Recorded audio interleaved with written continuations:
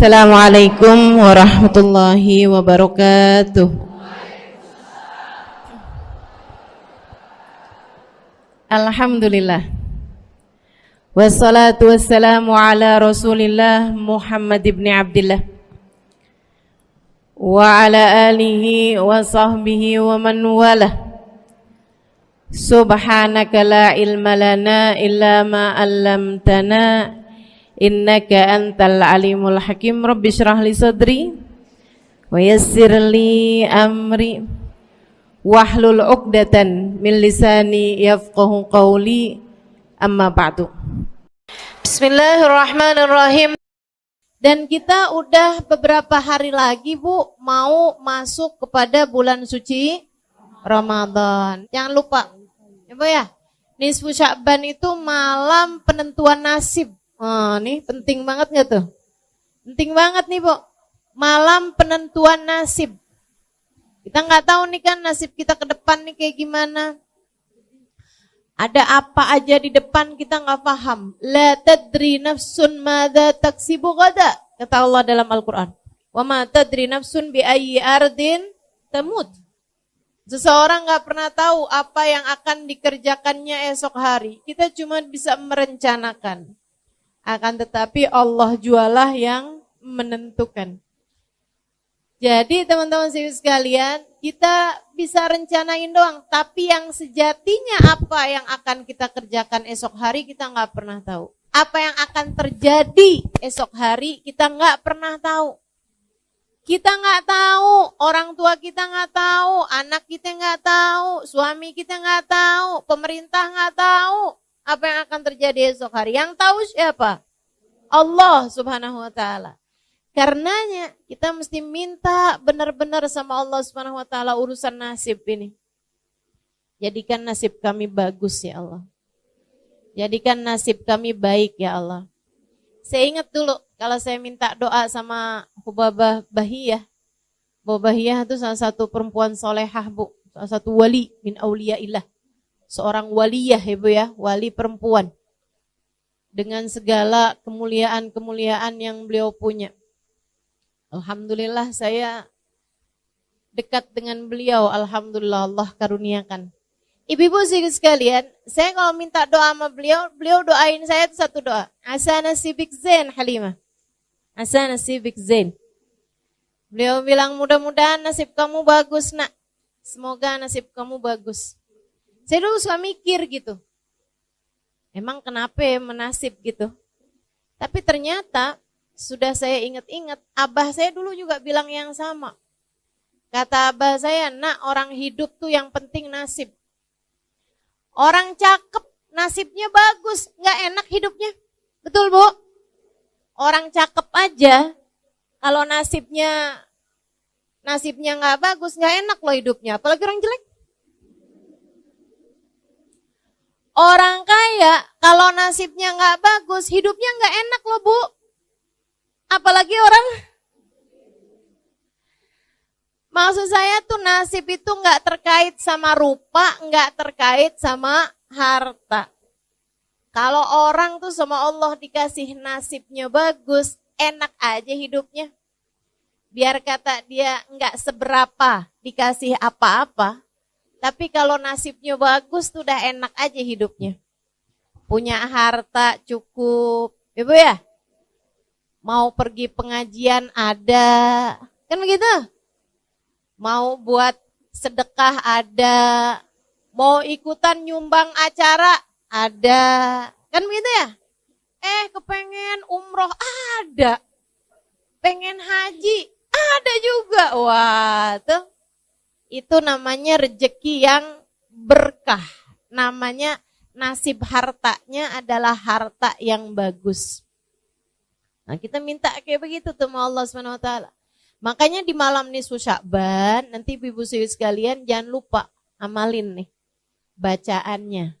Yang diajarkan, yang dilakukan oleh para guru-guru kita. Kabarnya ini diajarkan dari Nabi Muhammad. Sebab para sahabat ngamalin, para tabi'in ngamalin, para ulama-ulama sepanjang zaman ngamalin Bu. Saya belajar dulu di Indonesia 8 tahun sebelum saya lanjutkan ke luar negeri. Nah itu ibu-ibu sekalian, semua tuh ulama-ulama Jawa Barat, Jawa Tengah, Jawa Timur ngajarin sama semua dah malam nisfu Sya'ban baca Yasin 3 kali. Udah ibu ikutan ulama aja daripada ikutan yang gak jelas tuh bu. Baca Yasin malam nisfu Sya'ban bid'ah. Bid'ah tuh gimana? Bid'ah tuh dolalah. Kullu bid'atin dolalah. Semua bid'ah adalah sesat. Wa kullu dolalatin finnar. Semua kesesatan membawa neraka. Maksud kamu orang baca Yasin masuk neraka gitu? Nah ini kan rada enggak enak dipikir ya. Rada enggak pas gitu otak kita mikirnya. Jadi maksud kamu orang baca Yasin malam nisfu Sya'ban sesat. Terus kalau sesat masuk neraka. Berapa banyak orang-orang di mana-mana baca kalau malam nisfu Sya'ban Yasin 3 kali. Andai nih nggak ada yang ngajarin kecuali seorang ulama yang saya tahu sangat soleh, dia ngamalin dan dia ngajarin, saya sih akan ikut. Ibu betul nggak gitu? Misalnya ini ibu nggak ada yang ngajarin nih, tapi saya ngajarin ibu-ibu, bu. Nanti malam Jumat ibu baca sholawatan ini dah, enak bu. Saya tuh kalau habis baca sholawatan ini tuh saya doa minta sama Allah tuh doa saya diijabah gitu, hati jadi lebih tenang. Ibu amalin apa nggak? Amalin. Nah diajarin sama satu orang saya aja, asal ibu tahu saya punya sanad ilmu. Maksudnya saya punya kapasitas ilmu untuk mengajarkan itu. Ibu akan amalkan. Apalagi bu yang ngajarin ulama banyak banget dah. Dari di Indonesia sampai ke luar negeri. Dan Nabi Muhammad telah mengatakan, lan tajtami' ummati ala dhalalah. Umatku ini gak akan pernah sepakat dalam kesesatan. Nabi itu yang bilang, umat saya gak bakalan sepakat dalam kesesatan tuh gak ada ceritanya. Nah ini menurut saya baca Yasin 3 kali di malam nisfu Sya'ban itu adalah sesuatu yang disepakati oleh umat. Bukan hanya di Indonesia. Jadi kalau ada yang bilang, itu tuh budayanya orang Indonesia, mainnya kurang jauh. Mainnya kurang jauh tuh butuh, suruh pergi tuh ke Yaman, suruh pergi tuh. Habib Zain bin Smith di Madinah ngajarin, ibu ya, suruh pergi tuh. Sayyid Maliki di Mekah ngajarin, ulama-ulama ngamalin. Ibu-ibu sekalian, suruh pergi ke Syekh Ramadan Al-Buti, ya bu ya, di Syria ngajarin. Pergi tuh ke Mesir, diajarin. Semua pada ngamalin kok. Nah kamu gak ngamalin ya, ikutan siapa gitu kan? Nah insya Allah bisa kita amalin ibu ya. Apalagi menyangkut urusan sama nasib. Innallaha yatajalla fi lailatin nisf min Sya'ban fayaghfir illal musyrik wal musyahin. Kata Nabi Muhammad alaihi salatu wassalam, Allah akan menunjukkan rahmat, menurunkan rahmat, anugerah kasih sayangnya pada malam nisfu Sya'ban. Dengannya, dengan kasih sayang tersebut, Allah memberi ampunan kepada hamba-hambanya yang mukmin, kecuali yang gak dapat ampunan siapa? Al-musyrik, orang yang menyembah selain Allah, wal musyahin, dan orang yang hatinya terdapat kebencian terhadap, dendam terhadap salah satu dari hamba Allah yang beriman. Nih, kasihan nih, 2 orang tersebut nih gak bisa dapat rahmatnya Allah Subhanahu wa taala pada malam nisfu Sya'ban. Semoga kita terhindar darinya insyaallah. Amin. Baca Yasin 3 kali. Yasin yang pertama diniatin biar apa bu? Panjang umur dalam taat. Kalau minta panjang umur jangan asal panjang bu. Ibu mau umur panjang di atas tempat tidur kagak bisa ngapa-ngapain? Gak mau. Ibu mau panjang umur buat banyakin daftar dosa? Gak mau. Kita minta sama Allah panjang umur fi khairin wa lutfin wa afiyah. Fi taatillah, dalam taat kepada Allah, fi khairin wa lutfin wa afiyah, dalam kebaikan, dalam keselamatan dan dalam kesehatan. Insya Allah. Yasin yang kedua ibu baca dengan niat urusan rizki, ibu ya. Biar lancar, biar berkah, biar manfaat. Dan ibu jangan salah bu, rizki itu juga bukan hanya urusan uang, apalagi urusan makanan. Enggak sama sekali ibu ya. Rizki itu luas ibu-ibu sekalian. Karena manusia tuh punya 3 bagian nih. Ada badan, ada akal, ada hati. Semuanya ketiganya perlu rizki. Badan ibu perlu rizki. Buat makan, buat nutup aurat, buat tempat buat tidur, buat tempat buat bepergian. Kan gitu ibu ya? Maka yang namanya makanan, yang namanya sandang atau pakaian, yang namanya rumah, tempat tinggal, mau itu ngontrak, mau itu beli, mau itu nebeng. Ya bu, semuanya sama aja, itu juga merupakan bagian dari rizki. Termasuk juga kendaraan, mau itu punya sendiri, mau itu nebeng sama teman, mau itu naik kendaraan umum, sama aja bu. Itu namanya rizki juga gitu. Rizki juga. Ibu-ibu sekalian yang saya muliakan tuh rizkinya badan gitu ya. Kemudian ada lagi rizkinya akal. Maka ibu selain minta rizki yang badan, ibu juga minta rizki yang akal. Apa tuh? Ilmu yang manfaat. Ya kan gitu ya? Itu namanya rizkinya akal ibu tuh. Bisa punya ilmu. Dan buat ilmu itu bu perlu guru. Makanya ibu juga perlu minta dikaruniai guru. Terutama buat anak cucu ibu dah. Ke depan nih waktunya kita gak tahu zamannya akan jadi seperti apa. Maka ibu perlu membekali anak-anak cucu-cucu ibu dengan doa-doa. Doanya salah satunya adalah minta ya Allah, karuniakan untuk anak-anak cucu-cucuku ilmu yang bermanfaat dan guru yang memandu mereka menjalani kehidupan. Orang kalau ada gurunya insya Allah benar bu. Kalau gak punya guru nih bisa ngeblangsak mana-mana ibu ya. Mama jangan baca doa nisfu Sya'ban mah. Itu bid'ah. Kamu taunya dari mana nak? Dari Google. Ini berguru sama Mbah Google. Bu ya. Berguru sama Syekh Yahoo nih. Berguru sama yang enggak ada ininya gitu. Sambungannya. Gitu kan. Nah itu masalahnya tuh. Mudah-mudahan dah semuanya. Pada dikaruniai guru yang soleh. Yang dapat membimbing jalan kehidupan kita. Insya kata Allah dalam Al-Quran, وَمَنْ يُضْلِلِ اللَّهِ فَلَنْ تَجِدَ لَهُ وَلِيًّا مُرْشِدًا. Siapa yang disesatkan oleh Allah, Allah tidak akan memberikan padanya seorang guru pembimbing. Artinya, kalau kamu dikasih dalam hidupmu ada guru yang kamu dengarkan, guru yang kamu bisa ikuti cara hidupnya, guru yang bisa kamu ikuti pemikirannya, maka artinya kamu adalah orang yang dikehendaki baik oleh Allah, yang dikehendaki mendapatkan petunjuk dari Allah. Ibu ya, doain anak-anaknya, doain cucu-cucunya, biar semuanya berada di dalam jalan lurus sehingga otaknya, akalnya, pikirannya berada dalam jalan yang benar. Insya. Kemudian bu ada lagi nih. Rizkinya hati. Rizkinya hati. Banyak nih bu nih. Ibu punya keluarga yang soleh. Itu merupakan rizkinya hati bu. Betul apa enggak? Ibu kok punya anak gitu kan. Anak ibu bandel. Anak ibu gak bisa diomongin. Ibu pegel hati gak bu? Pegel hati ibu ya Allah. Sedih hati ibu. Makanya punya anak yang soleh-solehah. Itu merupakan rizki hati. Rizki hati nih bu, nih nilainya lebih tinggi daripada rizkinya badan bu.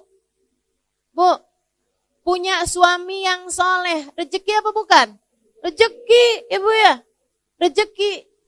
Punya suami yang soleh lebih baik daripada gak punya suami. Tapi bu, punya suami yang megelin, mendingan kagak punya suami dah.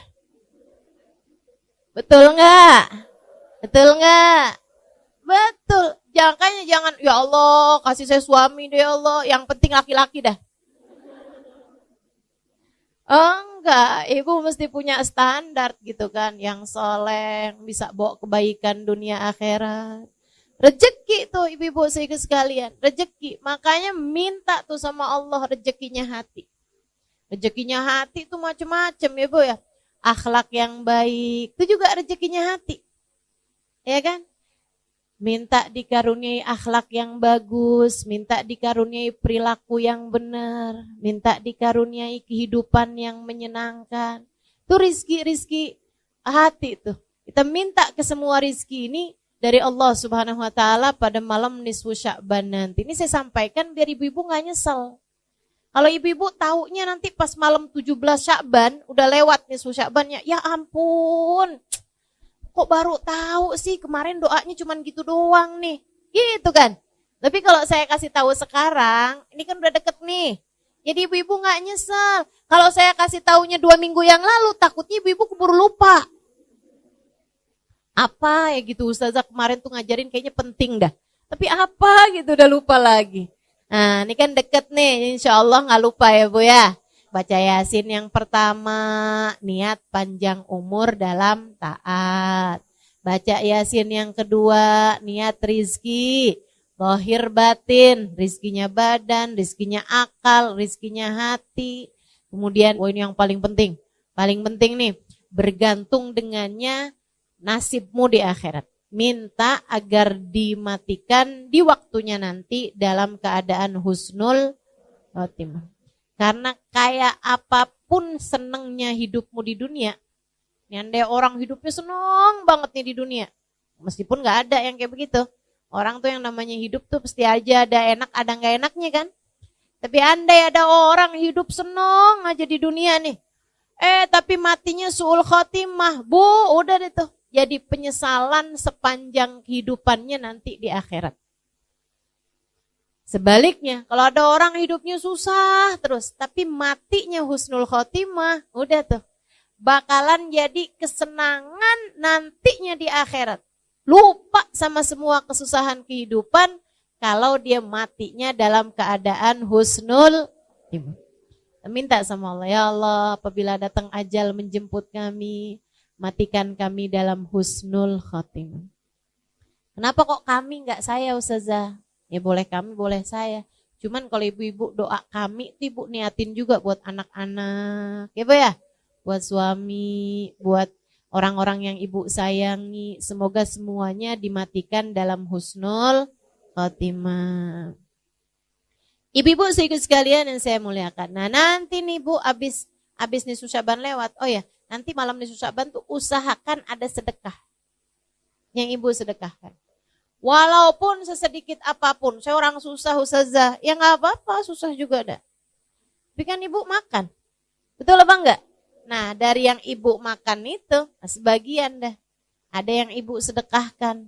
Walaupun nasi sebungkus melauknya ibu ya, kasihin kepada orang lain. Ibu punya 20.000, ibu sedekahin 10.000, 5.000, itu nilainya besar Bu di mata Allah. Dirham sabak alf dirham, kata Nabi Muhammad. Kadang-kadang 1 dirham nilai pahalanya di sisi Allah lebih banyak daripada 1.000.000 dirham, 1.000 dirham. Ibu nih sedekah 1.000 rupiah bisa jadi lebih banyak nilainya, pahalanya dibandingkan dengan yang sedekah jutaan rupiah. Jadi jangan sedih. Kenapa gitu? Misalnya gitu ya, punya duitnya cuman 50.000, ibu sedekahin 10.000, berarti ibu udah bersedekah 20% dari harta ibu. Itu nilainya besar dibandingkan dengan orang sedekah 1 juta, punyanya miliaran. Karena dia cuma 1/1000%, gitu kan? Ibu-ibu sekalian, maka enggak usah mengecilkan sedekah. Walaupun orang lihatnya, Allah lo sedekahnya cuma 5.000 perak doang, dibeli nasi juga enggak cukup. Misalnya gitu kan ya, dibeliin boba enggak cukup. Boba. Emang boba apaan sih?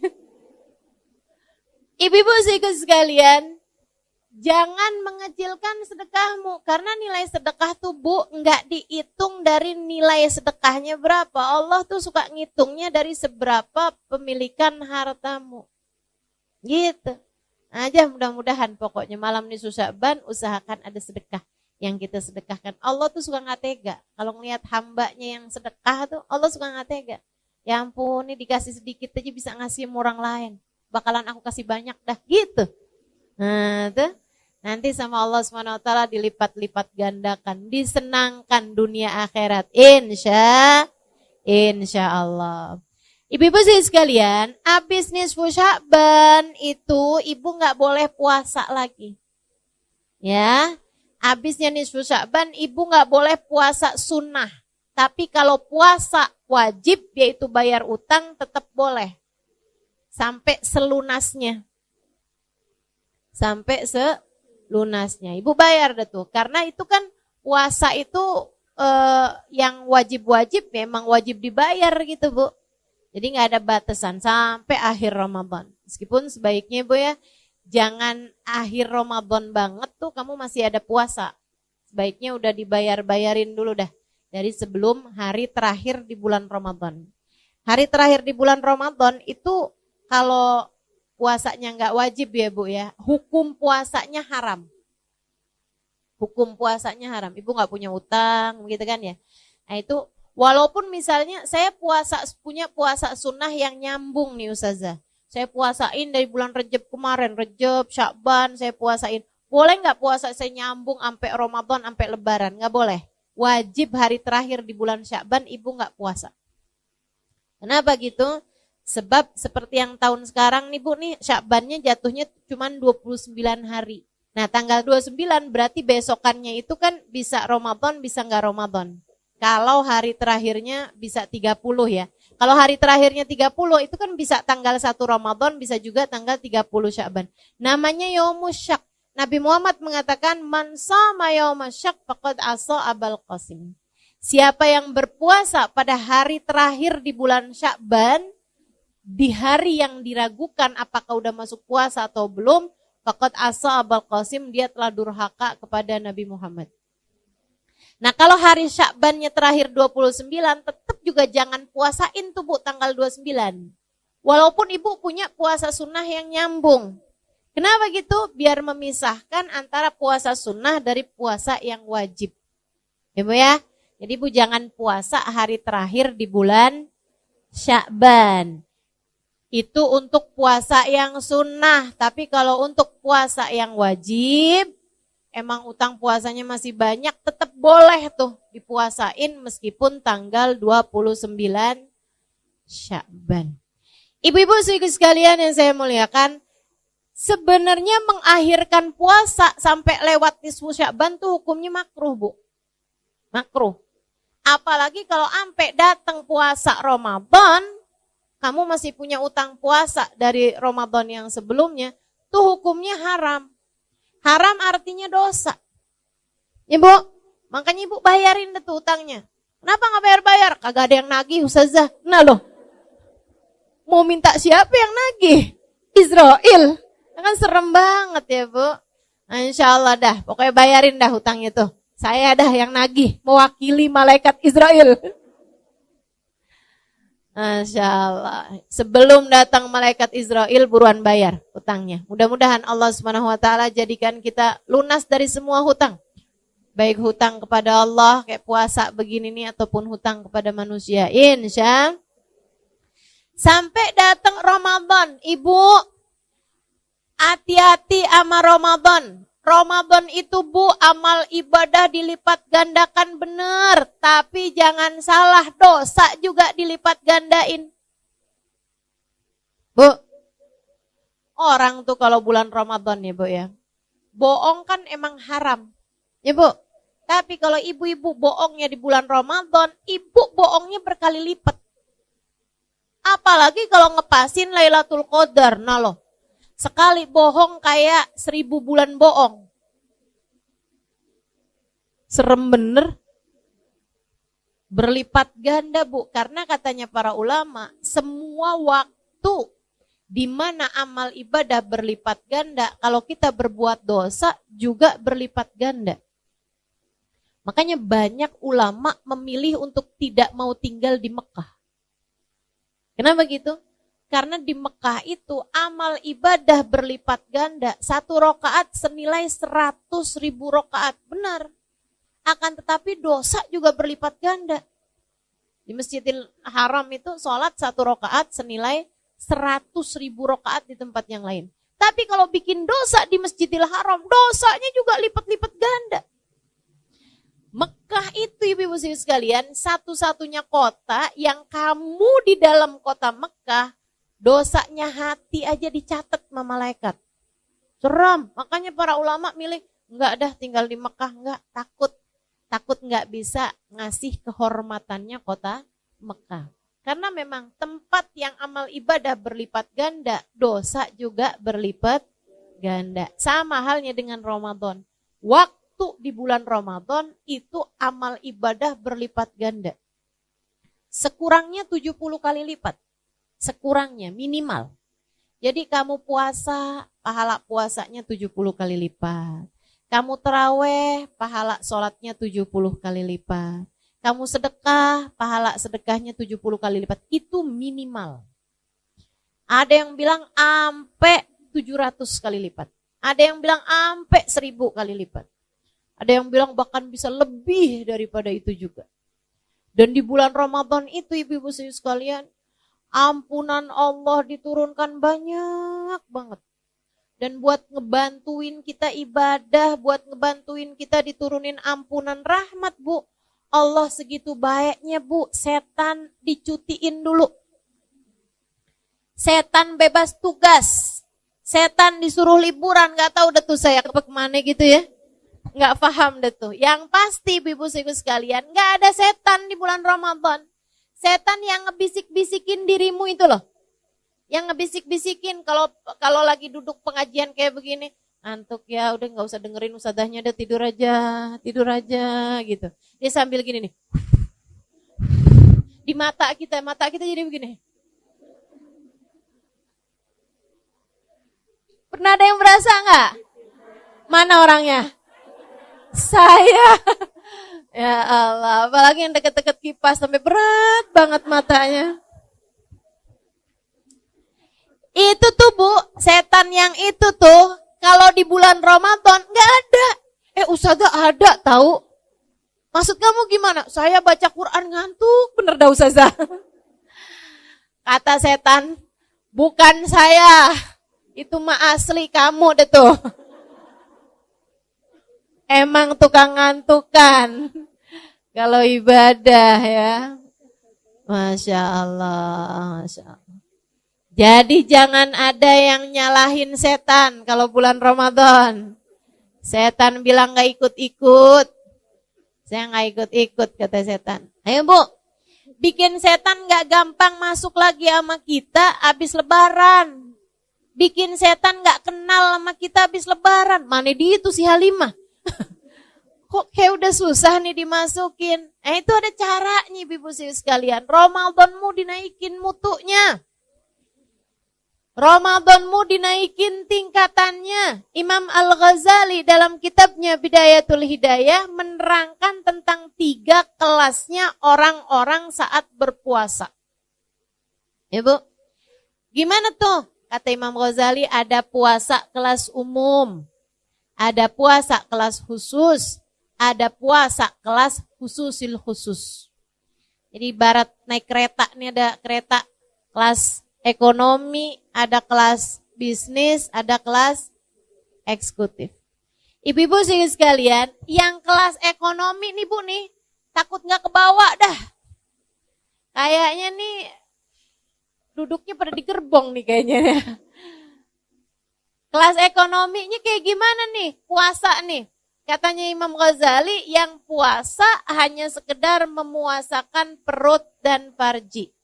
Artinya, dia puasa, gak mau makan, gak mau minum, sama gak mau berhubungan intim ketika sedang berpuasa bagi yang sudah menikah.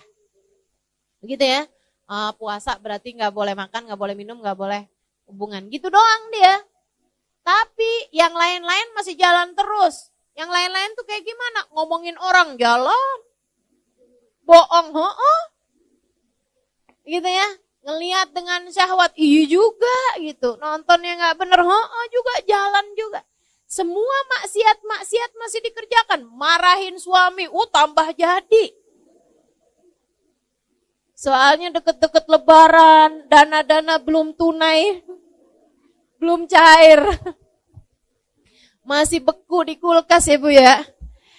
Waduh, udah tambah deh tuh, tambah deket lebaran, tambah kenceng marahnya sama suaminya. Masya Allah, nih ibu-ibu nih, yang kayak beginian nih bu, seram. Katanya Nabi Muhammad alaihissalam, kam min saim, laisa min siyamihi illal ju' wal atash. Berapa banyak orang puasa, gak dapat apa-apa dari puasanya, kecuali nahan lapar sama haus doang. Bahkan Imam Abu Hanifah sampai menyebutkan nggak dapat pahala, tapi wajib diqadha puasanya. Kalau puasa kamu batal karena dosa-dosa yang tadi telah saya sebutkan, kayak bohong, ngomongin orang, gitu ya Bu ya. Itu katanya Imam Abu Hanifah, batal puasa kamu, ntar mesti diqadhain. Ya ampun, serem bener. Katanya Imam Syafi'i dan yang lain-lain, enggak, puasanya enggak batal, puasanya sah, tapi enggak ada pahalanya. Nah, buat apa? Puasa kita nih Bu, kalau Allah tolak nggak mau terima, menurut Ibu siapa itu yang mau ngasih pahala? Nggak ada Bu. Makanya mesti hati-hati urusan puasa nih, mesti hati-hati. Karena puasa ini amal ibadah yang paling disukai, paling didemenin sama Allah Subhanahu wa taala. Allah tuh paling suka kalau ngelihat hamba-hambanya pada puasa. Allah tuh Bu, kalau kita udah masuk bulan suci Ramadan, Allah tuh banggain kita di hadapan para malaikat-malaikatnya. Kata Allah, liatin deh tuh hamba-hambaku tuh, pada lemes-lemes, liatin deh tuh. Liatin hambaku tuh, pada lapar, pada haus, kesianan gitu ya. Kata Allah, mereka nahan lapar, ninggalin makanannya meskipun mereka lapar. Mereka meninggalkan minumnya meskipun mereka haus. Kenapa? Untuk aku, kata Allah, fasaumuli wa ana ajzibih, puasa mereka untukku, akulah sendiri yang akan memberikan balasannya. Ibu, saya dengar Bu ya, dari Sayyidil Habib Umar bin Hafid, malaikat raqib sama malaikat atid nih Bu nih, kalau nyatetin amal ibadah kita atau nyatetin dosa-dosa kita, sekalian dikasih nilai. Ya mereka udah punya hitung-hitungannya semua tuh Bu. Misalnya kita ya, sholat duhur, langsung tuh dikasih nilai sama malaikatnya. Kalau khusyuk sekian, kalau nggak khusyuk sekian. Kalau khusyuk rukuknya doang sekian, gitu. Kalau khusyuk pas takbirnya doang sekian, gitu kan. Kalau sambilan sholat sambil ngedengerin TV yang lagi kebuka, ada sekian tuh. Kalau sambilan mikirin masakan yang mau dimasak sekian, ada hitungannya semua. Kalau kita berjamaah, makanya saya berusaha buat nggak ninggal sholat jamaah. Kenapa gitu? Orang kalau sholat berjamaah itu Bu, kadang-kadang biar kata nggak khusyuk, insya Allah Allah terima. Gitu. Makanya berusaha dah buat sholatnya berjamaah, karena khusyuk itu susah. Betul nggak Bu? Susah Bu. Kita kadang khusyuk nih bagian depannya doang, belakangnya ngeblangkrak. Ya Allah, nyari kunci nggak ketemu, begitu sholat inget. Ada nggak yang kayak gitu? Sama berarti kita. Karena mengingat khusyuk itu nggak gampang, saya berusaha buat sholatnya berjamaah. Begitu kan? Kenapa gitu? Nggak gampang khusyuk tuh. Dan kalau berjamaah insya Allah dah. Insya Allah. Seapa-apanya insya Allah diterima sama Allah. Kata Allah, ijtama'u min ajli faqabiltu lijtimaihim. Mereka berkumpul karena aku terima sholat mereka sebab perkumpulan mereka. Nah ini malaikat nih Bu udah punya hitung-hitungannya semua. Termasuk Ibu hadir majelis kayak begini nih, malaikat raqib Bu udah tahu hitung-hitungannya. Kalau khusyuk dengerin berapa pahalanya gitu. Kalau misalnya pikiran udah sambil ngeliatin jam nih, kapan ya waktunya makan siang. Gitu kan, itu ada hitung-hitungannya tuh Bu semuanya. Malaikat raqib udah tahu dah, gak bakalan keliru, gak bakalan kurang, gak bakalan lebih, gak bakalan kelebihan gitu. Semua ada hitung-hitungannya. Yang gerak-gerak mulu badannya. Masa orang gak boleh gerak-gerak Ustazah? Boleh, cuman yang kayak yang sibuk aja sama HP-nya, antaran lihat belakang, antaran lihat ke depan gitu ya. Enggak khusyuk tuh kan namanya. Kata Nabi, lausakan galbu hadza lasakanat jawarihuh. Kalau hati seseorang tenang, maka akan tenanglah anggota tubuhnya. Insya Allah. Ibu-ibu, semua malaikat tuh punya hitung-hitungannya amal ibadah kita, kecuali puasa. Kecuali puasa. Jadi kalau ibu puasa, itu malaikat cuma tulis Halimah puasa. Gitu misalnya. Gitu doang, udah. Siapa yang ngasih nilai? Allah langsung. Makanya bahaya nih. Puasa nih bahaya. Amal ibadah yang paling disukai Allah, tapi Allah kalau nggak demen ditolak aja sama Allah. Nggak ada tedeng aling-alingnya, nggak ada pengacara yang ngebelainnya gitu. Puasa nih urusannya, karena langsung sama Allah Subhanahu Wa Taala. Kalau malaikat tuh tuh masih banyak istighfarnya buat kita nih hamba-hambanya Allah. Malaikat itu masih kayak yang mau katanya ibu ya, malaikat itu ada di kitabnya Imam Al-Haddad, Risalah Mu'awana ya kalau nggak salah ya. Itu katanya Imam Al-Haddad radhiyallahu ta'ala anhu warḍah, kalau kamu bikin kemaksiatan, itu malaikat atid nggak langsung nulis dosa kita. Nggak langsung nulis. Katanya malaikat raqib bilang kayak gini, Tid jangan dicatat dulu Tid. Siapa tahu habis gini dia taubat, tar dulu Tid, tungguin. Gitu katanya Bu. Itu ada tuh, ada hadisnya, ada sanadnya Bu ya, ditulis tuh sama Imamul Haddad. Beneran ini. Kalau kita niat berbuat buruk, apalagi nggak ditulis sama dia. Baru niat doang tuh nggak ditulis. Tapi kalau niat kita berbuat kebaikan udah langsung ditulis. Kalau kita ngerjainnya ditulis dan diberi pahala minimal 10 kali lipat. Masya Allah. Tuh ibu-ibu sekalian. Jadi malaikat raqib sama malaikat atid tuh masih ada gitu. Masih ada yang jangan ditulis dulu deh, dosanya tar dulu. Siapa tahu dia taubat, tar dulu. Masih banyak rahmatnya orang, ya kecuali kalau udah gemes kali ya. Maksiat mulu nih kerjaannya, langsung tulis. Wallahu a'lam deh tuh. Tapi yang pasti ibu-ibu sekalian, malaikat raqib sama malaikat atid masih banyak rahmatnya gitu. Masih kayak yang saya ngelihatnya kayak masih ada jiwa pengacara mau membela kliennya nih Bu nih. Tapi kalau urusan puasa, malaikat pun angkat tangan. Allah sendiri yang akan menuliskan balasannya. Makanya begitu puasa ada ngomongin orangnya, kata Allah, aku tolak. Gak ada pahalanya apa-apa. Begitu puasa kamu ada bohongnya, kata Allah, aku tolak. Puasa macam apa ini? Begitu kamu puasa, kemudian kamu marah-marahin anak, hati anak sedih gitu. Allah bilang, kenapa dia berbuat begitu kepada hambaku? Aku tolak puasanya. Kamu mau ngomong apa? Ibu-ibu seriku sekalian yang saya muliakan, Nabi Muhammad tuh Bu benar-benar minta kita jagain puasa. Benar-benar minta kita jagain puasa, terutamanya yaitu ya, puasa kita itu jadi puasa yang enggak umum, kita naikin menjadi puasa yang khusus dengan memuasakan anggota tubuh kita dari dosa. Terutamanya dosanya lisan yang paling banyak bikin pahala puasa tuh habis. Pahala puasa hilang, itu kebanyakan dari dosanya lisan. Makanya ibu-ibu sekalian, bulan puasa jagain lisan. Jagain lisan. Makanya kenapa kalau bulan puasa pengajian pada libur.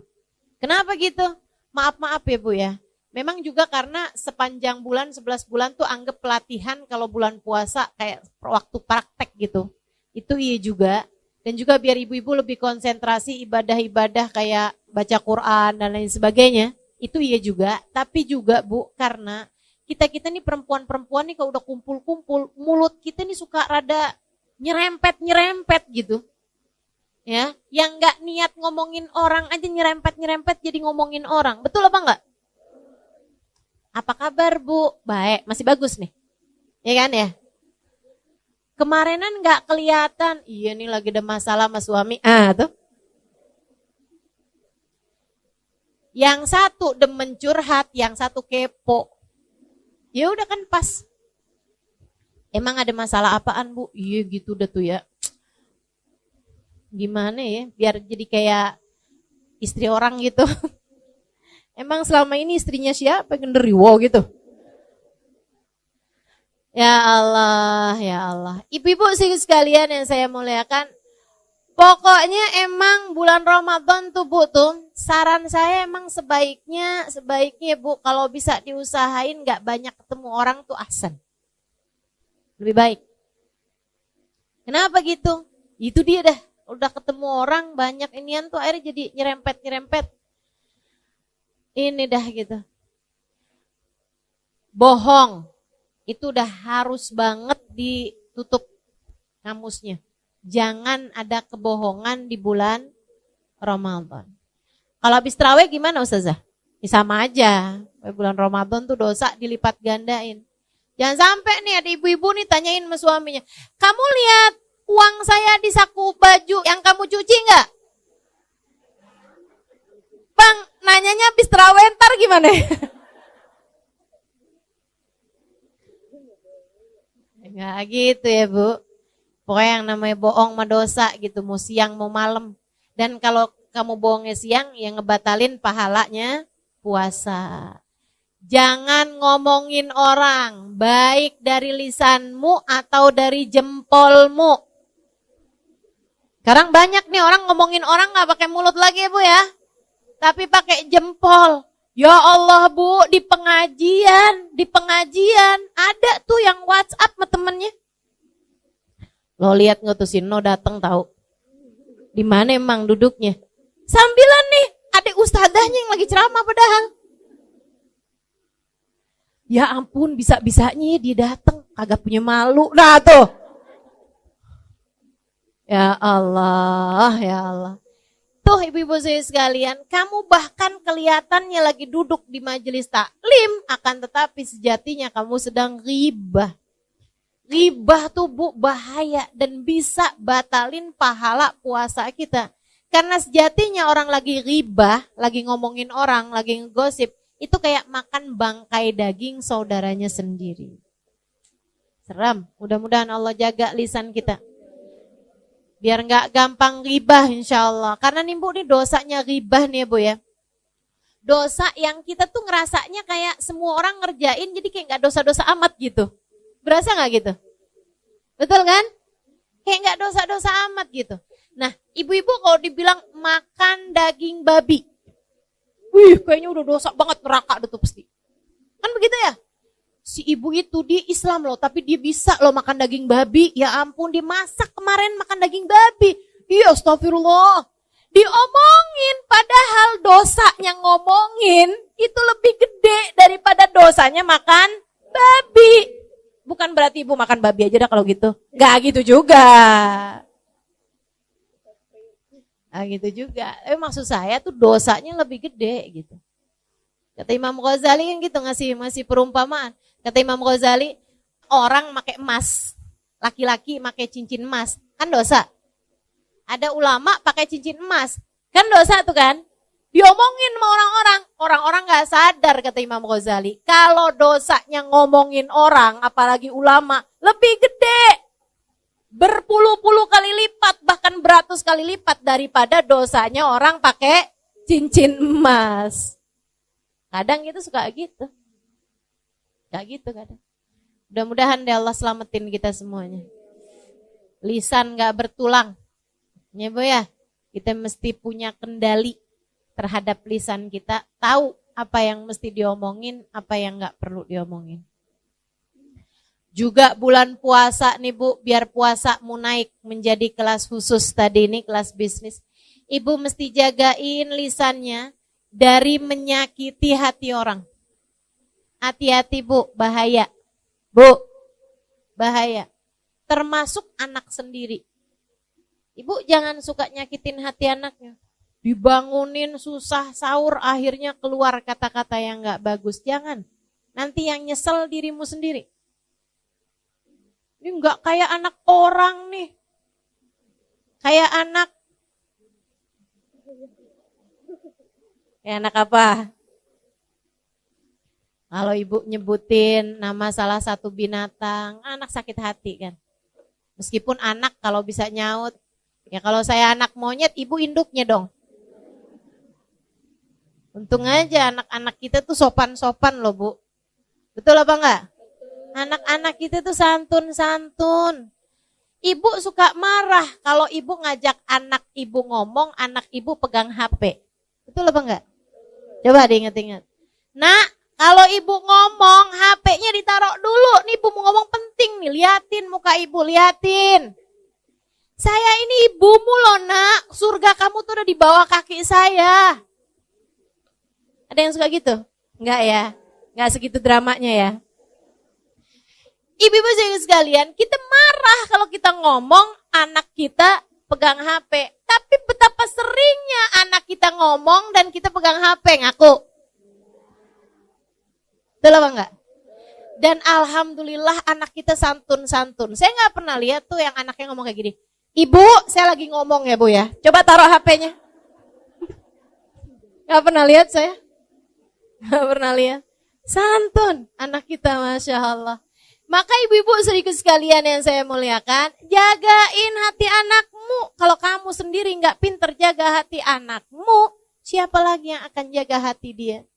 Kalau dalam rumah dia tidak mendapatkan kedamaian, di mana lagi dia akan menjadikan sebuah tempat sebagai tempat dia berpulang. Orang kalau nggak dapetin damai di dalam rumahnya, mesti di mana lagi? Kesian, mau di jalanan. Kesian banget anak-anaknya. Udah Bu, lupakan semua kemarahanmu, lupakan semua kekesalanmu sama anak. Ibu-ibu sedikit sekalian, anakmu, kata Imam Ghazali alaihi ridwanullah, adalah bayanganmu. Kalau kamu pengen bikin anakmu lurus, kamunya mesti lurus. Hubabah Zahra, ibunda dari guru saya Al-Habib Umar bin Hafid. Guru kami Al-Habib Umar bin Hafid, guru kita semua Al-Habib Umar bin Hafid. Itu ibu-ibu sekalian punya anak soleh-solehah semua. Banyak anaknya Bu, soleh-solehah semuanya ibu-ibu sekalian. Lebih dari 10 orang anaknya.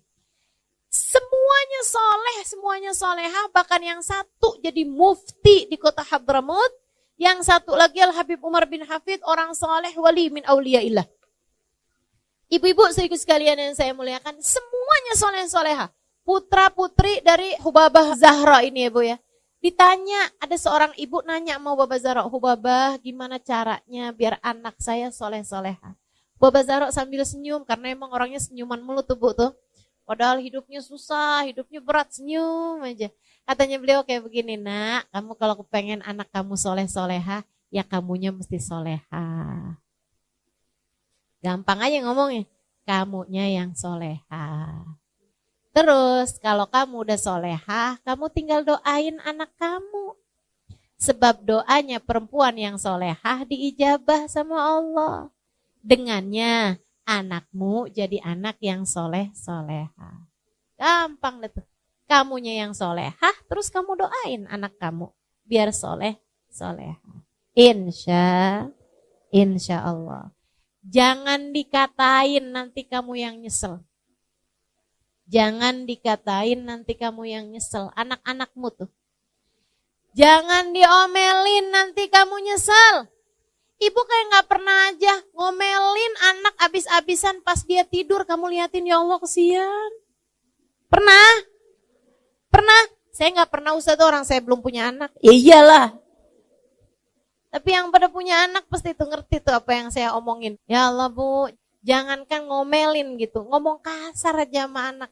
Abis itu pas ngelihat dia tidur, ya Allah gak tega. Gitu ya Bu ya. Suami juga kayak begitu. Ibu jangan suka ngomelin. Bu, urusan suami nih, saya bilangin juga ya Bu ya. Allah aja gak tega loh ngelihat dia tidur kecapean. Masa ibu tega? Katanya Nabi Muhammad, Allah bilang, ayyumamri'in batakalan min syughlih bata maghfurun lah. Itu hadisnya, tepatnya begitu. Ayyumamri'in, kalau ada seorang laki-laki, batakalan min syughlih, tertidur malam dalam keadaan kelelahan. Karena seharian bekerja untuk menghidupi anak istrinya. Bata maghfurun lah, dia tidur dalam keadaan diampuni dosa-dosanya. Allah aja gak tega sama dia. Kecapean, pengorok kayak gitu seharian kerja nih. Ada yang jadi supir Gojek. Ibu ya, ada yang jadi tukang. Ada yang kerja jadi guru. Ada yang kerja apalah segala macam pekerjaan-pekerjaan suami kita. Kecapean, seharian tuh dia kerja, malam-malam tidurnya sampai ngorok. Kita sebel aja, ampun gak bisa tidur nih, gimana ya, itu sumpet apaan nih ya.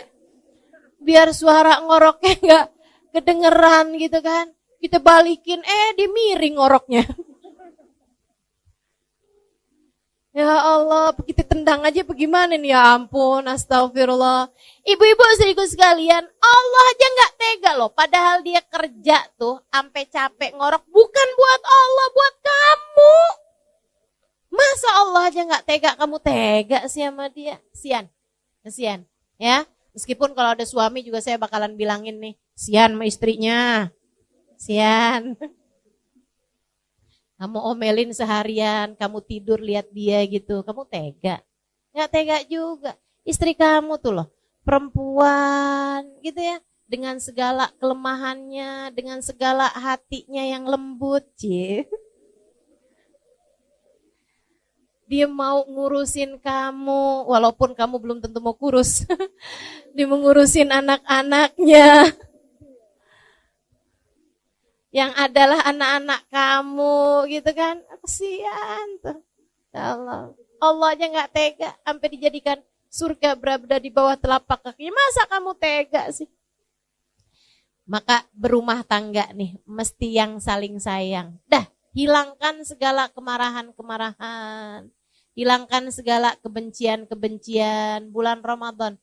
Allah aja gak tega ngelihat hambanya tuh pada lemes-lemes, pada lapar-lapar, haus-haus gitu. Masa kita tega sih ngelihat anak itu udah lemes kayak begitu kamu omelin mulu. Bu, orang kalau lagi puasa tuh tidur aja berpahala loh. Kan begitu ya? Naumus shaim ibadah. Kata Allah, tidurnya orang lagi puasa nilainya ibadah. Allah aja gak tega, dia tidur aja ditulis pahala. Masa kamu tega-teganya sih? Bang, puasa tidur mulu. Ya Allah, Bu, Allah yang gak tega. Kamu ngeliat anak kamu tidur, puasa tidur aja kerjaannya. Ayo bangun, sholat, ayo baca Quran. Gini gitu segala macam kamu omelin. Ya Allah, Bu, dia tidurnya ibadah, kamu ngomel dosa. Nih, mikirnya yang benar nih. Dia lagi ngerjain ibadah loh, Bu. Kamu bangunin. Yang ada kamu yang dosa. Dia lagi ibadah, kamu gangguin. Ya Allah, khair insyaallah. Mudah-mudahan ibu-ibu nih jadi gak pada ngomelan dah kalau datang bulan Ramadan. Amin. Latihan dari sekarang, Bu ya. Udah, Bu, belajar buat ngelihat lucu-lucu dalam kehidupan. Gitu. Lihat suaminya ngomel, ibu lihatnya yang lucu aja dah. Ya ketawa aja liatin gitu. Ketawa, dia lagi marah kita ketawa gitu. Kamu ketawa kenapa sih? Abang lucu dah bang. Hidungnya kembang kepis bang. Mata abang ntar nyipit, ntar ngeblalak lucu dah bang. Gituin aja udah yang lucu aja ngelihatnya. Udah gak usah, hidup udah gak usah disusah-susahin ya Bu. Yang enak aja. Kita punya Allah Maha Rahman. Alhamdulillah. Kita punya Nabi penyayang. Alhamdulillah. Udah lihat lucu aja dah dalam kehidupan ini. Gak usah diberat-beratin. Datang bulan suci Ramadan, hilangkan segala kemarahan, hilangkan segala kebencian. Yang rahmat sama siapapun, gak usah bawa-bawa perasaan sedih nih. Sampai tanggal segini belum bisa beli baju lebaran. Gak usah dipikirin. Gak usah dipikirin. Bu, gak usah dipikirin. Ada banyak sunnah-sunnah yang lain yang ibu bisa kerjain. Nah gak usah. Lagian kalau Allah kasih rezeki sih Bu, gak ada siapapun bisa menghindari. Ya Bu ya, udah Allah mau ngasih dikasih juga. Udah apa yang bikin hati ibu sedih, tinggalin. Ibu tahu gak? Setan tuh Bu, di hari-hari setan gak ada kayak gini nih. Setan tuh ngodain kita Bu, tidak hanya dengan ngajakin kita berbuat dosa. Akan tetapi setan tuh seringkali godain kita nih dengan cara dibuat hati kita putus asa, hati kita sedih, hati kita overthinking, kata istilah anak zaman sekarang nih. Itu tuh seringkali bisikan-bisikan setan, kayak ngilang-ngilangin nikmat yang Allah SWT berikan. Padahal kalau kita mau hitung nikmatnya Allah, enggak kebayang banyaknya. Udah, ibu enggak usah mikirin yang enggak ada. Ibu syukuri aja apa yang ada. Insya Allah. Sebab Bu, Kalau kamu mau cari yang nggak adanya terus, kamu akhirnya nggak bisa bersyukur dalam kehidupan. Saya kasih tahu ya Bu ya, hidup ini nggak pernah ideal buat siapapun. Bu, nggak ada loh orang yang hidupnya ideal, hidupnya pas semuanya, nggak ada Bu. Ada orang nih ya Bu ya, sakit-sakitan, hidupnya nggak enak, kan begitu kan? Sakit mulu gitu, dikit gini sakit, dikit gitu sakit, enak apa nggak enak? Nggak enak. Kadang-kadang nih sehat orangnya ya Bu ya. Giliran punya suami, suaminya megelin. Ada yang suaminya baik, saudaranya nyebelin. Ada yang orang tuanya, ya Bu ya. Ada yang saudara-saudaranya jahat. Ada yang mertuanya Bu. Ada yang iparnya. Pasti ada aja yang namanya hidup memang kayak begitu. Memang kayak gitu. Nggak pernah ideal. Kayaknya susah deh mau nyari orang yang semua orang sayang sama dia, semua orang baik sama dia gitu. Orang Nabi Muhammad yang sempurna gitu aja Bu, dijahatin sama pamannya. Iya kan? Dijahatin sama tetangga-tetangganya, dijahatin sama orang sekampungnya. Apalagi kita yang kayak gini nih, pasti ada aja. Dan kita nih Bu, kalau mau nyari hal-hal yang bisa bikin hidup kita sedih, hidup kita merasa, katanya orang zaman sekarang insecure, ya Bu ya. Ngerasa minder, ngerasa sedih hati, mau dicari mah ada aja Bu. Orang tuh hidup gak ada yang ideal. Ya kan Bu? Gak ada yang hidupnya udah pas tuh. Hidup yang kayak begitu tuh, gak ada. Tapi hati bisa pas. Tapi hati bisa ideal. Manusia yang hatinya paling ideal, Nabi Muhammad SAW. Hidupnya gak ideal Bu, Nabi Muhammad. Betul apa enggak? Ya gimana mau ideal hidupnya Nabi Muhammad, lahir aja udah gak punya bapak. Mau ideal dari mana? Anak umur 6 tahun ditinggal mati ibunya, mau ideal dari mana Bu? Nabi Muhammad alaihissalam berada dalam kemiskinan berpuluh-puluh tahun, ibu-ibu sekalian. Enggak ideal hidupnya Nabi Muhammad. Nabi Muhammad, ibu-ibu saudariku sekalian, punya anak 7. Bu, 6 di antara anaknya Nabi Muhammad yang menguburkannya. Artinya Nabi Muhammad tuh Bu, punya anak 7, anaknya semuanya meninggal sebelum meninggalnya Nabi Muhammad. Sedih apa enggak sedih? Sedih. Ideal apa enggak hidupnya Nabi Muhammad? Enggak. Hidupnya Nabi Muhammad penuh dengan ujian. Hidupnya Nabi Muhammad penuh dengan kesusahan-kesusahan. Akan tetapi hati Nabi Muhammad ideal. Hati itulah yang menjadi pusat segala sesuatu. Nikmat, enggak nikmat hidup, semuanya letaknya ada di dalam hati kita. Bahagia letaknya di hati. Makanya ibu-ibu saudariku sekalian, hidupmu pasti enggak ideal. Akan tetapi hatimu bisa menuju kepada ideal. Hidup enggak ada yang sempurna, tapi hati kita bisa menuju kepada kesempurnaan dengan cara menjadi hamba yang bersyukur. Suami kita kayak gimana? Alhamdulillah. Kan gitu ya Bu ya? Punya suami ganteng, alhamdulillah. Kagak usah nonton sinetron. Gak usah nonton drakor. Udah cakep dah suami saya, tontonin dia aja. Punya suami jelek, alhamdulillah. Gak susah jagainnya.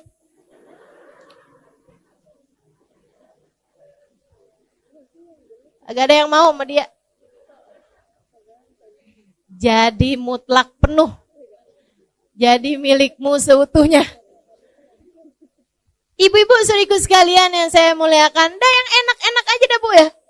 Karena mau nyari ideal gak ada, udah cari yang enaknya aja, bikin lucu aja hidup, nikmati aja hidup. Mudah-mudahan kita bisa jadi orang-orang yang senantiasa bersyukur. Insya Allah, jagain puasanya, jagain anggota tubuhnya. Jangan biarin lisan ngomel mulu, jangan biarin lisan bohong, jangan biarin lisan ngomongin orang. Ya Bu ya, jangan biarin mata ngelihat kemaksiatan-kemaksiatan, jangan biarin kaki melangkah ke tempat-tempat yang ada dosa-dosanya. Jangan biarin tangan ngerjain hal-hal yang dilarang sama Allah. Puasamu jadi puasa yang khusus.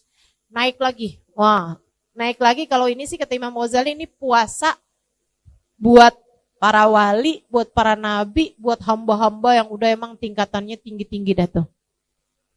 Kelas yang eksekutif tadi tuh Bu. Ya udah kita sih yang penting puasa kita di kelas bisnis tadi tuh udah bagus gitu. Kita puasain anggota tubuh kita dari ngerjain dosa. Selama bulan Ramadan jauhi segala perbuatan dosa sebab dosanya jadi berlipat ganda. Lagi pula perbuatan dosa di bulan Ramadan takutnya bikin Allah gak berkenan menerima puasa kita, akhirnya Ramadan kita jadi sia-sia. Puasa yang khusus yang kayak gimana lagi tuh Ustazah? Memuasakan seluruh waktu mereka hanya untuk Allah. Memuasakan seluruh anggota tubuh mereka hanya untuk Allah. Jadi matanya Bu, mereka izinkan cuman buat ngelihat Al-Quran, matanya diizinkan cuman untuk memandang kitab-kitab zikir, matanya mereka izinkan hanya untuk memandang dengan pandangan penuh rahmat, penuh kasih sayang terhadap siapapun dan apapun tuh. Yang kayak beginian nih, gitu ya Bu ya. Telinga mereka pakainya sepanjang Ramadan buat taat semuanya. Lisan pakainya antara buat berzikir, antara buat ngomong yang bagus-bagus, antara buat baca Al-Quran, antara buat sholawatan Nabi Muhammad tuh. Yang kayak beginian nih, ibadahnya ibadah eksklusif ya Bu ya. Kelas-kelas hamba-hamba Allah Subhanahu wa ta'ala. Imam Asy-Syafi'i Bu kalau bulan Ramadan hatam 60 kali hataman Quran. Siang 1 hataman, malam 1 hataman. Saya masih ketemu. Ada namanya Habib Abu Bakar bin Umar Al-Haddar. Itu Bu, ketua atau munsibnya, kepala suku gitu ya, dari Al-Haddar di kota Tarim Hadramaut. Belum lama saya ada teleponan juga sama beliau karena putranya lagi datang ke Indonesia beberapa hari yang lalu. Itu ayahnya Bu, semua orang di kota Hadramaut di Tarim tahu bahwasanya beliau itu menghatamkan 1 kali hataman Quran tiap harinya. Dikiranya membaca 1 hataman Al-Quran. Dan itu semua orang tahu. Jadi istrinya, keluarganya udah tahu dah. Jam sekian sampai jam sekian ayah saya baca Al-Quran gak bisa diganggu gugat. Jam sekian sampai jam sekian ayah saya baca Al-Quran gak bisa diganggu gugat. Sehari hatam 1 kali hataman Quran. Sehataman Bu. Dari Fatihah ke An-Nas. Gak kayak kita dibalik. Dari An-Nas ke Al-Fatihah. Ini kan cepet ya Bu ya. Masya Allah. Ini dari Fatihah ke An-Nas Bu, 30 juz. Kita mah putus asa, gak bakalan bisa kita tiru dah. Ibu-ibu jangan coba-coba tiru. Gak bakalan sanggup, sehari 30 juz. Ya Allah, udah dah. Gak bakalan bisa ibu-ibu saudariku sekalian. Tapi sekurangnya Bu, 3 juz mah bisa insya Allah. Ya Bu. Kayak gak niat gitu dah. Enggak ada nih saya lihatnya. 3 juz bisa apa enggak? Bisa Ustazah, yang 1 juz Al-Quran, yang 1 juz Al-Pukat mama enggak. Ya Allah, insya Allah ya Bu ya. Pokoknya Bu, selama bulan suci Ramadan, Ibu harus ada hataman Qur'annya. Pokoknya nih, minimal gitu ya Bu ya. Sekali, kalau bisa 2 kali. Kalau bulan Ramadan kemarin 2 kali, setahun ini 3 kali. Insya Allah. Paksain, kalau nggak dipaksain emang kagak jadi dah. Mesti dipaksain, mesti komitmen. Sekurangnya selama bulan Ramadan. Insya Allah. Lisan kita pakai buat baca Al-Quran. Ibu-ibu saudariku sekalian, mudah-mudahan naik puasa kita nih. Jadi naik puasa kelas bisnis, insya Allah. Biar puasa kita diterima sama Allah. Ada Qurannya, ada terawihnya. Ibu kalau terawih jangan nyari masjid yang paling cepat. Kelakuan nih. Ada nih yang kelakuannya kayak begini nih. Kalau nyari, enak tuh sholat terawih di sono dah. Kenapa? Cepet. Pokoknya setengah jam semuanya kelar semua. Setengah jam sama sholat isyaknya. Itu tarawih model apa tuh ya, cepet bener dah. Bismillahirrahmanirrahim, Yasin. Kirain baca Yasin. Allahu Akbar. ruku, ya Allah, ya Allah. Jangan ya Bu ya, jangan ya Bu ya. Insyaallah Bu, terawihnya biar bener. Ya Bu, dikirannya juga biar banyak. Dikiran Ramadan gini nih. Asyhadu an la ilaha illallah.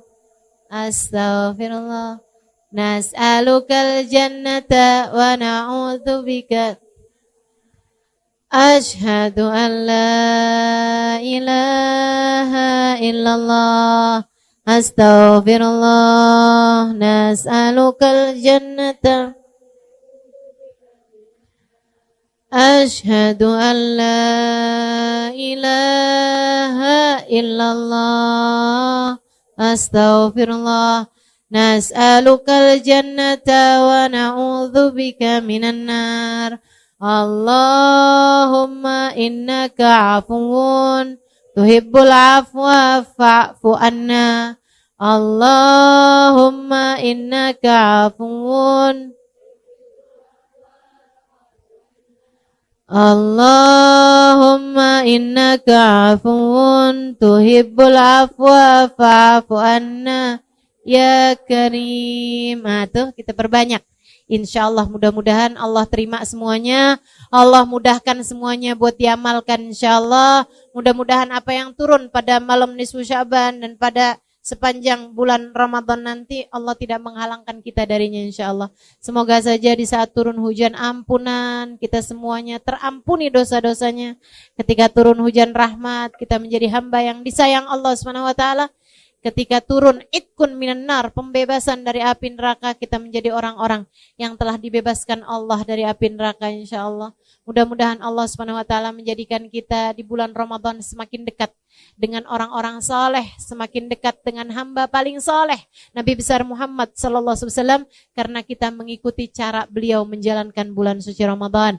Mudah-mudahan Allah Subhanahu wa taala menjadikan kita orang-orang yang dikaruniai umur yang berkah, nasib yang bagus, rizki yang halalan, thayyiban, mubarakan, ilmu yang bermanfaat, hati yang selalu bahagia. Allah karuniakan pada ujung akhir hidup kita kematian dalam husnul khatimah. Ala hadhihi niyah bikuniyatin salihah jami'ah syamilah la hadratin Nabi Muhammad sallallahu alaihi wasallam. Al-Fatihah. A'udzu billahi minasyaitonir rajim. Bismillahirrahmanirrahim. Alhamdulillahirabbil alamin arrahmanir rahim maliki yaumiddin. Ista'in ihdinas siratal mustaqim siratal ladzina an'amta 'alaihim ghairil maghdubi 'alaihim waladdallin amin. Allahumma bihaqqil Fatihah birmatil Fatihah barakatil Fatihah taftah lana abwabal khair tu'amilana muamalat ahlal khair takfina min jamil fitan wal mihan bu'us wa dhair innaka wali kulli khair mutafaddil bi kulli khair birahmatika ya arhamar rahimin. Allahumma inna nas'aluka ziyadatan fid din barakatan fil umur wa sihhatan fil jasad wa sa'atan fil rizqi wa taubatan qabla al maut wa syahadatan indal maut wa maghfiratan ba'dal maut wa afwan indal hisab wa amanan minal adab wa nasiban minal jannah warzuqna an-nadhar ila wajhikal karim. Allahumma afina min bala'ik wa auzi'na syukra ni'maik wa adhikna barda afik wa halawata munajatik. Allahumma inna nas'aluka minal uquri awfaraha wa minal adhani asfaha wa minal a'mali azkaha wa minal akhlaqi atyabaha wa minal arzaki azzalaha wa minal afiyah akmalaha minad dunya khairaha wa minal akhirah na'imaha bihaqqi sayyidina Muhammadin sallallahu alaihi wasallam. Allahumma inna nas'aluka ziyadatan fid din barakatan fil umur wa sihhatan fil jasad wa sa'atan fil rizqi wa taubatan qablal maut wa syahadatan indal maut wa maghfiratan ba'dal maut wa afwan indal hisab wa amanan minal adab wa nasiban minal jannah warzuqna an-nadhar ila wajhikal karim.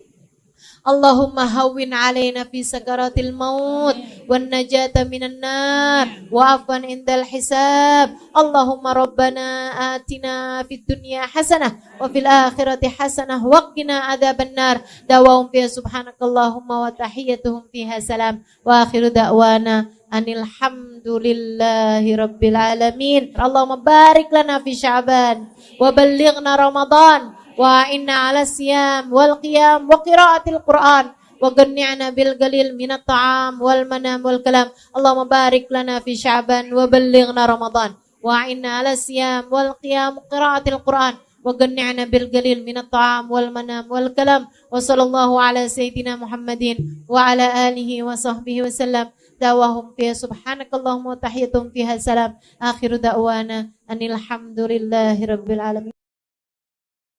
Jangan berani mati kalau nggak bawa cinta sama Nabi. Soalnya kalau nggak bawa cinta sama Nabi, bawa apa coba? Bawa apa kira-kira? Saya bawa sholat ustazah. Sholat yang mana? Yang sambil sholat semua pikiran-pikiranmu tetap jalan. Yang sambil sholat hati kadang masih bisa ghibahin orang. Apakah jenis sholat semacam itu yang akan kamu bawa sebagai bekal menuju kematian?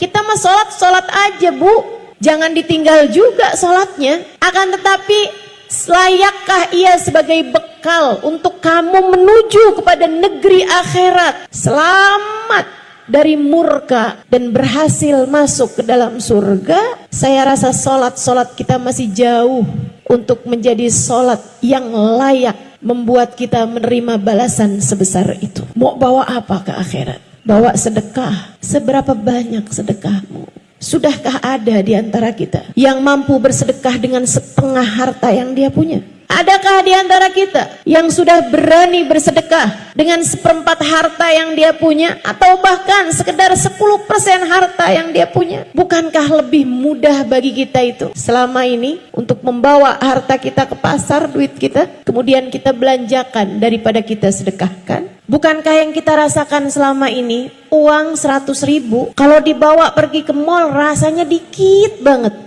tapi begitu mau dimasukkan ke dalam kotak sumbangan rasanya jadi kayak gede banget, bukan begitu?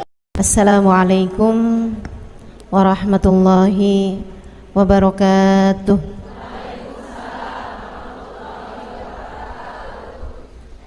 Alhamdulillah, wassalatu wassalamu ala rasulillah Muhammad ibn Abdillah wa ala alihi wa sahbihi wa man wala. Subhanaka la ilma lana illa ma 'allamtana innaka antal alimul hakim. Rabbi shrah li sadri wa yassir li amri wahlul 'uqdatan min lisani yafqahu qawli, amma ba'du. Baik, sebelum kita mulai, kita akan baca niat belajar bersama-sama. Mudah-mudahan ilmunya nanti sekali lagi jadi ilmu yang manfaat buat kita sekalian. Bismillahirrahmanirrahim. Nawaitu ta'allum wa ta'lim wan naf'a wal intifa' wal mudzakarah wat tadhkir wal ifadah wal istifadah wal hidza 'ala tamassuk bi kitabillah wa sunnati rasulillah sallallahu alaihi wa alihi wasallam wa du'a ilal huda wa dilalata 'alal khair ibtigha'a mardatih wa qurbih wa thawabih wa husnil khatimah ma'al lutfi wal afiyah wa salahil aqibah birahmatika ya arhamar rahimin. La hadratin Nabi Muhammad sallallahu alaihi wasallam wa alihi washabihi azwaji wa dzurriyyati wa ahli baiti wa sallim wa jamil anbiya wal mursalin wal kulli ajma'in anna Allah yaghfir lahum wa yarhamhum wa ya'li darajatihim fil jannah wa yanfa'una barakatihim wa asrarihim wa anwarihim wa ulumihim wa nafaatihim fid din wa dunya wal akhirah. Al-Fatihah, baca bersama-sama. A'udzu billahi minasy syaithanir rajim. Bismillahirrahmanirrahim. Alhamdulillahi rabbil alamin arrahmanir rahim maliki yaumiddin iyyaka na'budu wa iyyaka nasta'in ihdinas siratal mustaqim siratal ladzina an'amta 'alaihim ghairil maghdubi 'alaihim waladdallin. Amin. Taqabbalallahu minna wa minkum, taqabbal ya karim.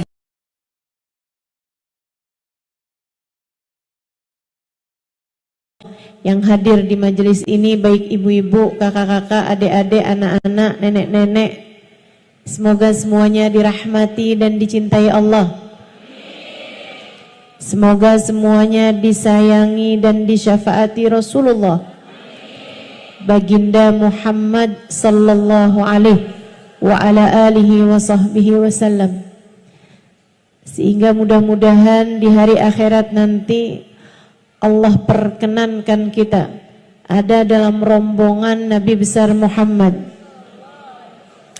ada di belakang benderanya Nabi besar Muhammad, termasuk di antara kelompok orang-orang yang diselamatkan Allah Subhanahu wa taala pada hari di mana hanya ada satu kelompok yang diselamatkan Allah, yaitu kelompoknya baginda Nabi besar Muhammad.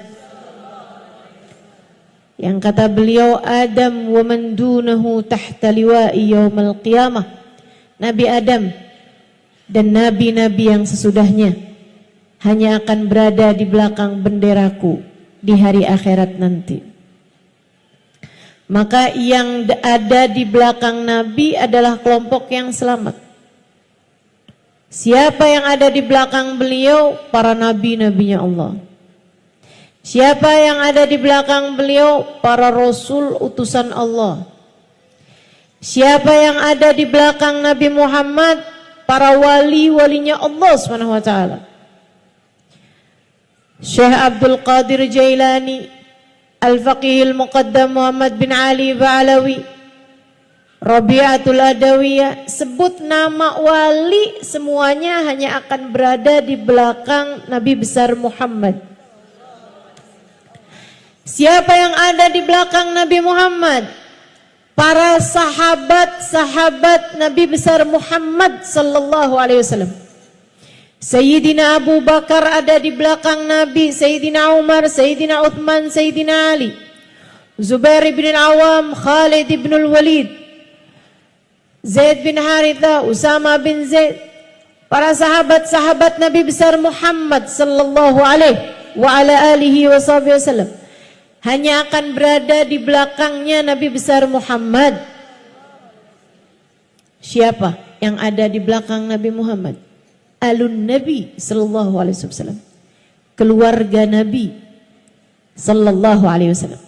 Sayyidah Fatimah, Sayyidah Zainab, istri Nabi Muhammad, Sayyidah Khadijah, Sayyidah Aisyah, Sayyidah Sofia, Sayyidah Hafsah, Sayyidah Salamah, semuanya akan ada di belakang Nabi Muhammad. Cucu-cucu Nabi Muhammad, Sayyidina Hasan, Sayyidina Husain, Sayyidina Ali Zainal Abidin, Sayyidina Muhammad Al-Baqir, Sayyidina Musa Al-Kadhim, Sayyidina Al-Muhajir Allah Ahmad bin Isa, para habaib-habaib yang mulia, semuanya akan berada di belakangnya bendera Nabi besar Muhammad.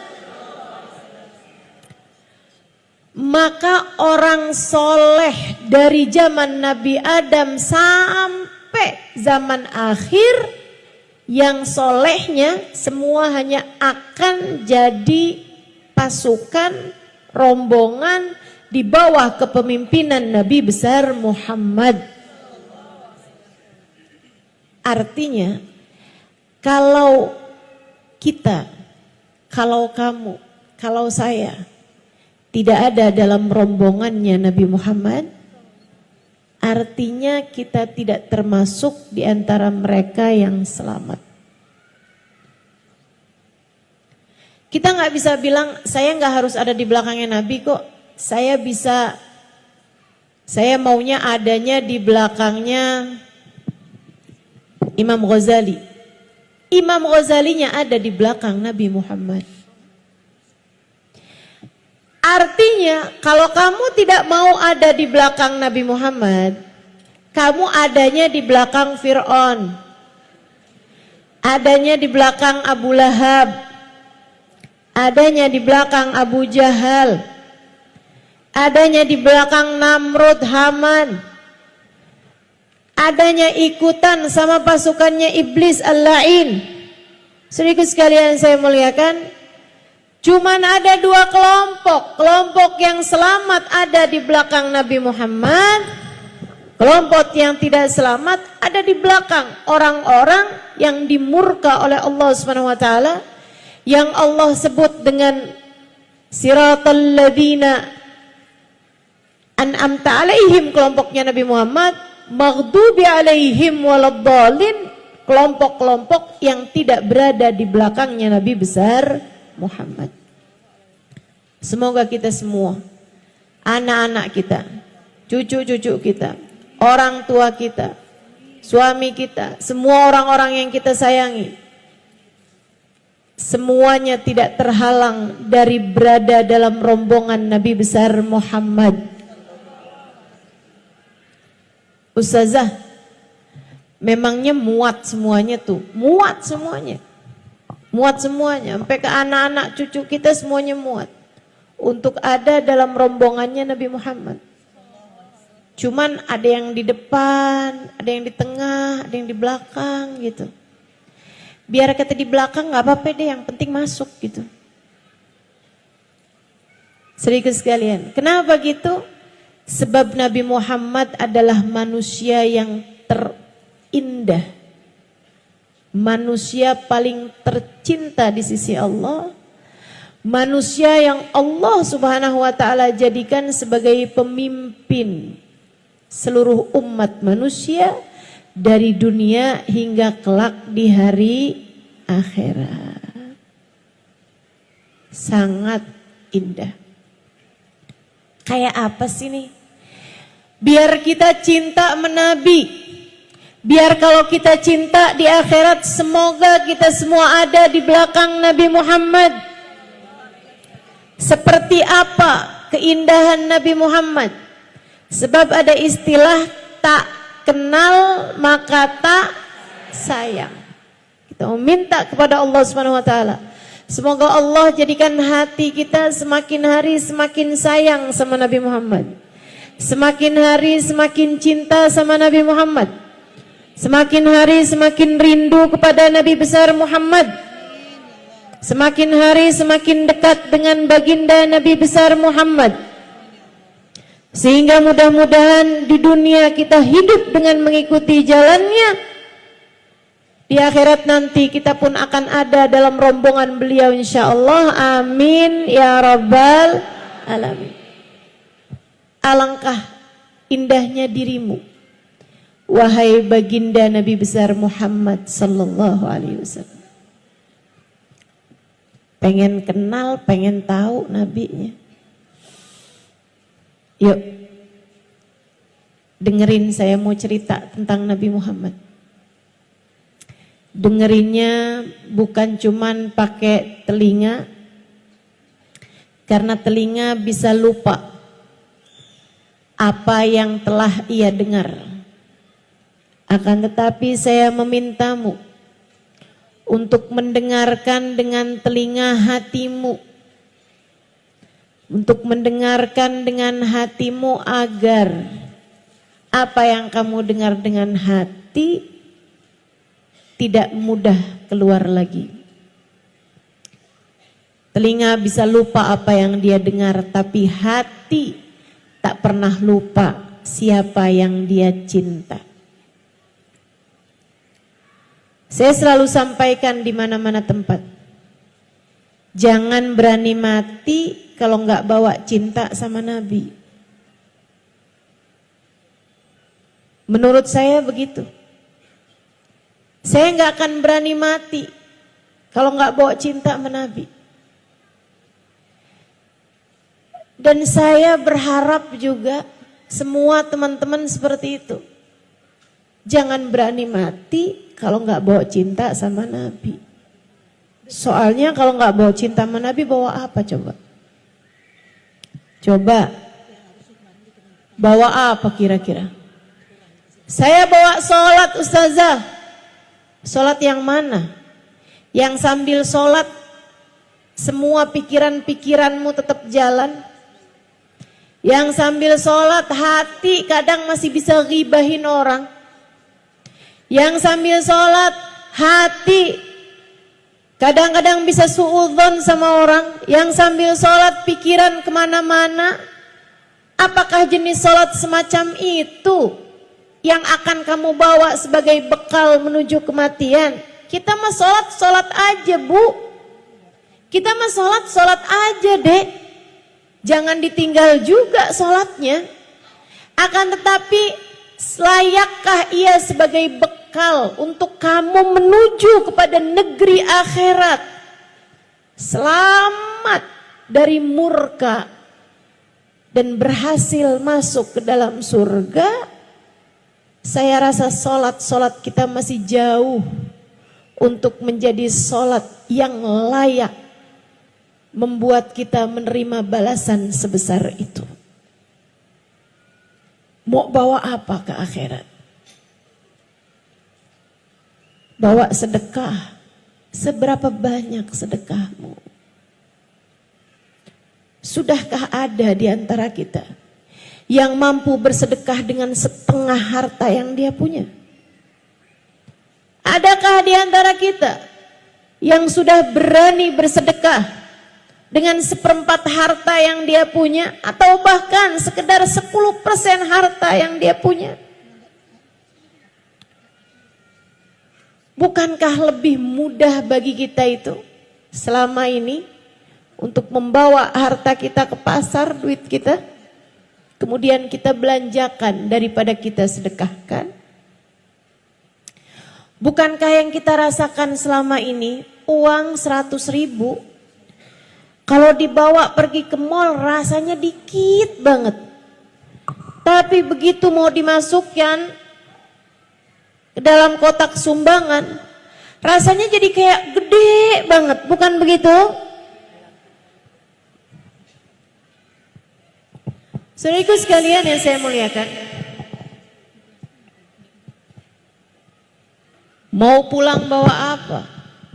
Bawa sedekah, saya rasa belum layak. Saya adalah istri yang solehah.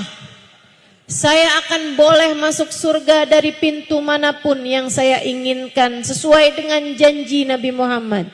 Betul, Nabinya berjanji seperti itu, iya. Tapi sesolehah apakah dirimu itu terhadap suamimu? Pernah nggak suami manggil, kamu masih sibuk pegang handphone? Iya. Betapa seringnya kita selama ini menyia-nyiakan suami kita. Saya sih belum berani bawa apa-apa buat mati.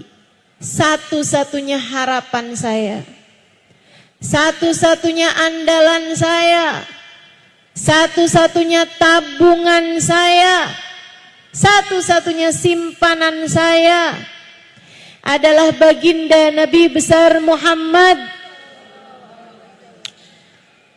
yang dalam keadaan apapun selalu berkata, ummati, ummati, ummati. Yang dalam keadaan seganas apapun, sedahsyat apapun, se-ekstrim apapun, Nabi tak pernah lupa kepada kita umatnya. Kita hanya perlu memastikan bahwasanya saat kita mati nanti ada cinta di hati kita kepadanya. Kita bawa masuk ke dalam alam kubur kita. Kita bawa masuk untuk perpisahan kita dengan dunia yang fana ini. Saudaraku sekalian saya muliakan, kita pengen tahu nih nabinya kayak apa. Biar gede cinta kita kepadanya. Biar semakin besar sayang kita padanya. Saudaraku sekalian, katanya sahibul maulid ad-dibai, kana sallallahu alaihi wasallam ahsanan nasi khalqan wa khuluqa wa ahdahum ilal haqqi sabqa. Nabi Muhammad sallallahu alaihi wasallam adalah manusia yang paling indah, paling cakep. Apanya?